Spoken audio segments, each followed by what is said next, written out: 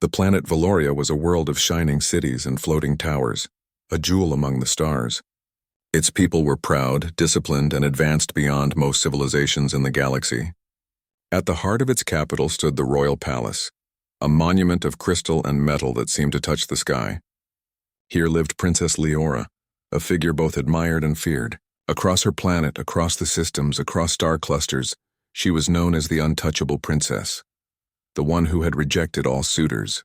Warriors, scholars, kings, even diplomats, all had tried to earn her favor. All had failed. Leora's standards were impossibly high and her pride even higher. She believed no male was worthy of standing beside her, and she had made it clear that no one would change that. The galaxy buzzed whenever news of a new suitor reached Valoria. Entire fleets traveled to the capital, hoping to impress the princess. Yet every one of them left humiliated or embarrassed. Some tried gifts, some tried flattery. Some even staged battles to display strength. She dismissed all with a calm smile, a nod, or sometimes a single word. To the Valorian people, it was almost a sport watching the galaxy's finest fail before their princess. To Leora, it was routine. She found the efforts tedious, predictable, and frankly boring. One morning, as the sun reflected off the palace spires in golden beams, the royal palace faced an unexpected crisis. The main energy core that powered the entire city had begun to malfunction. The reactor that drew energy from the planet's core had overworked itself, sending pulses of unstable energy into the city's power grid. Alarms echoed through the palace halls. Guards rushed to the control rooms, and the city's top engineers scrambled to stabilize the core. Everyone was tense. The energy core was the heart of Valoria. Without it, the palace would crumble, and much of the city would be destroyed. Among the chaos, a human named Ethan arrived. He was unlike anyone in the palace. No royal lineage, no medals, no weapons of war. He was a mechanic, sent from the distant Earth to perform routine maintenance on some of the palace systems. His ship, small and unremarkable, had docked at the outer bay, and he had been escorted inside. Unlike the other men, he carried no grand gifts and made no bowing speeches. He wore a simple suit, practical and unpretentious, and carried a set of tools that looked ordinary to anyone, but contained unique human ingenuity. As the alarms rang louder and the palace shook from energy surges, the top engineers tried to calculate the core's next move. They argued over graphs, charts, and complex equations. Some suggested venting the energy. Others proposed a total shutdown. Every solution came too late. The core's energy spike grew stronger. The palace trembled with each pulse. Windows cracked, doors rattled, and the palace's outer defenses began to hum with warning energy. The people inside the palace grew frantic, yet none dared approach the core directly. Ethan, however, noticed something others did not. While the alien engineers were focused on theory, he observed the patterns of the energy flow with a mechanic's eye. He traced cables and conduits, checking their integrity and alignment. He noticed the weak spots, the panels that would overheat first, the conduits that would short-circuit. Without hesitation, he began moving toward the core chamber. "Stop," one of the chief engineers shouted. "That chamber is lethal. No one survives that heat." Ethan ignored him. His steps were steady. Each pulse of the core sent waves of energy across the chamber, and the floor beneath trembled. Sparks jumped from the conduits and alarms blared in ear-splitting shrieks. Yet he continued. While others panicked and argued, Ethan worked. With quick adjustments, he rerouted energy flows, stabilized certain conduits, and manually released pressure valves with his tools. Each movement was precise, calculated, and daring. Princess Leora, watching from the observation deck, could not believe her eyes. Here was a human, one of the lowest-ranked visitors in the palace, approaching the core directly while her top warriors and engineers had failed to even enter the chamber safely. She felt an unusual flutter of curiosity. Why would this human risk himself without thinking of reward, honor, or recognition? She had never seen such courage, such calm in anyone before. As Ethan reached the central console, a surge of energy shot out, throwing him against the wall. Sparks flew around him and smoke filled the chamber, yet he pushed forward. Using a combination of clever tools and quick thinking, he managed to stabilize the reactor long enough for the engineers to implement their safety protocols. The energy pulses slowed. The alarms stopped. The trembling of the palace ceased. For a moment, silence filled the observation deck. Guards, engineers, and visitors alike were frozen. The city itself seemed to exhale. Then Princess Leora moved forward, her steps quick, almost instinctive. She reached the chamber just as Ethan collapsed from exhaustion. His hands burned and his suit scorched. "Human," she called, her voice sharp and urgent. "Stay alive. Do not die here." Ethan stirred, blinking up at her. He had never seen anyone so commanding yet so worried. I'm fine," he whispered, voice strained. "Just need a moment." The princess knelt beside him. She checked the burns, the bruises, the fatigue that would have made any ordinary alien male collapse entirely. For the first time, she did not feel disdain. She did not feel superiority. She felt worry. Genuine, sharp worry for someone who was not of her kind. Someone who had done nothing but act with courage and intelligence. Word of the incident spread quickly through the city.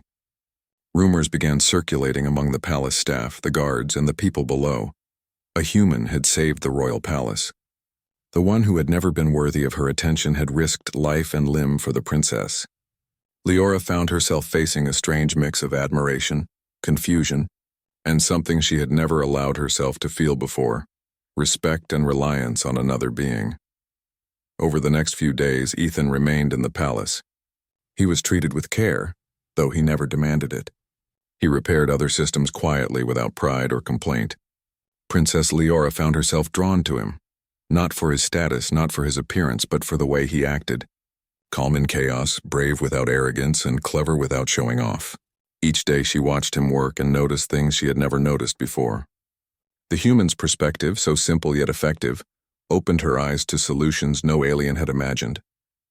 The suitors who had arrived earlier, all vying for her attention, grew frustrated and angry. They attempted speeches, gifts, displays of skill, but the princess ignored them. Their arrogance and need for recognition seemed childish compared to Ethan's quiet competence. For the first time, Leora realized that her rejection of all males had been based on false criteria. Strength was not in flashy displays, nor in titles, nor in trophies. Strength was in courage, intelligence, and selflessness, the very traits she had witnessed in a human. One evening, as the city's lights shimmered across the floating towers and the twin moons rose in the sky, Leora found Ethan in the palace courtyard, studying a malfunctioning satellite. She approached silently, observing him work. Noting the determination in his eyes, she realized that the human did not act for recognition or reward. He acted because he saw something that needed doing, and he did it without hesitation. "Why do you risk yourself like this?" she asked, her voice soft, almost questioning. Ethan looked up, surprised. "Because it needs to be done. Someone has to do it. Why should I wait for someone else to fail?" The princess was struck by the simplicity of the answer. No complex motives, no desire for fame, just action, just humanity. She could not find a flaw, and more frighteningly, she did not want to find one. Days turned into a week. Ethan's work stabilized not only the palace systems, but also inspired changes throughout the city. The engineers began following his techniques. The guards applied his strategies to security protocols, and the citizens began noticing that a human had quietly changed their world, without demanding power or praise. Princess Leora's court began whispering about him in hushed tones. Even the stubborn alien suitors noticed. They began to wonder if all their efforts had been pointless. Then, one day, a minor malfunction occurred in the palace's main energy conduit. Panic arose among the staff. Leora's usual advisors froze, unsure how to respond. Without hesitation, Ethan ran to the conduit, tools in hand. He worked swiftly, guiding others and stabilizing the system.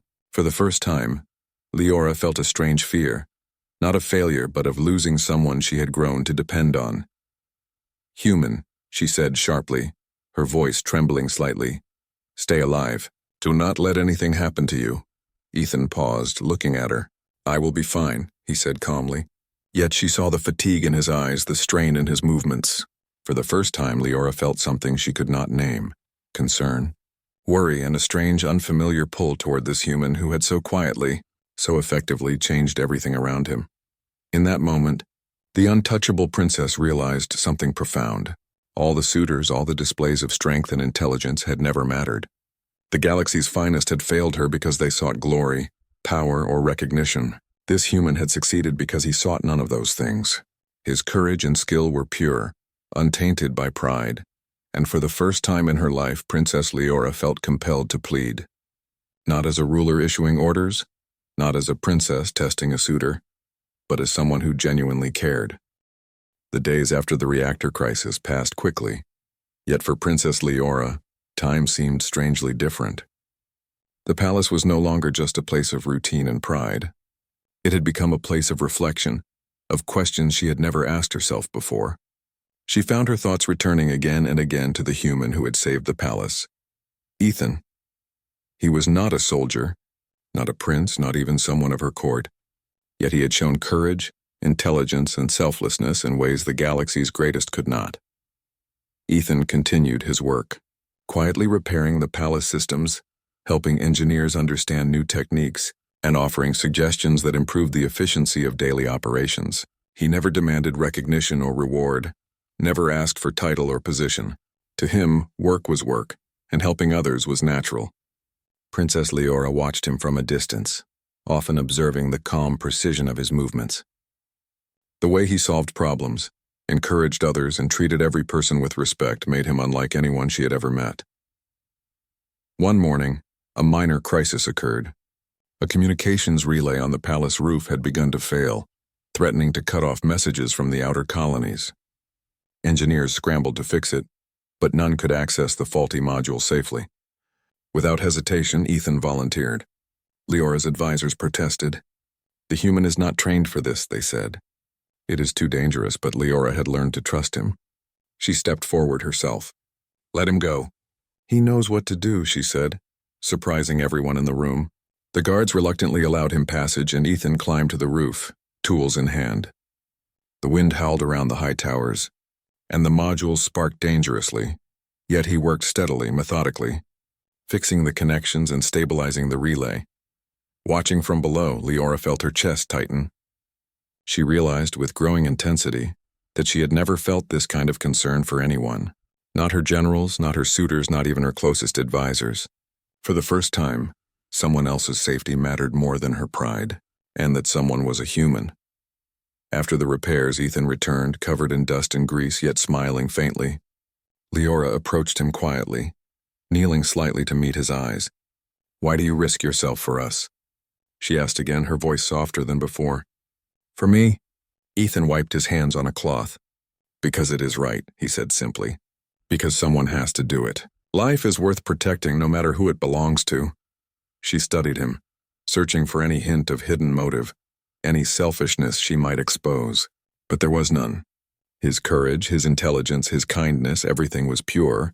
The feelings stirring in her chest were unfamiliar, but they were strong. She felt compelled to speak, and for the first time in her life, she did not issue orders. She asked, "Stay safe," she said quietly. "Do not risk yourself more than necessary. Please, for my sake." Ethan looked at her surprised but nodded. "I will," he said. "I promise." The weeks passed, and the human's reputation grew quietly throughout the palace.